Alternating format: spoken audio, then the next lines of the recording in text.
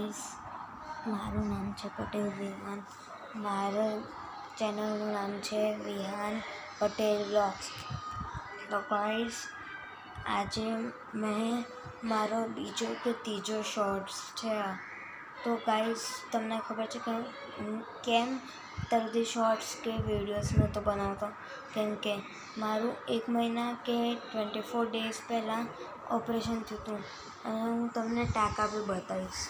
જો તમે ખાલી જો, અહીંયા મને ગોળી વાગી હતી. તમને મેં પહેલાંના વ્લોગમાં બતાવ્યું હતું, મતલબ અહીં વિડીયોઝમાં. તો વિડીયોઝમાં તમે જોયું હશે કે મેં તમને કીધું હતું કે મારું ઓપરેશન થયું છે.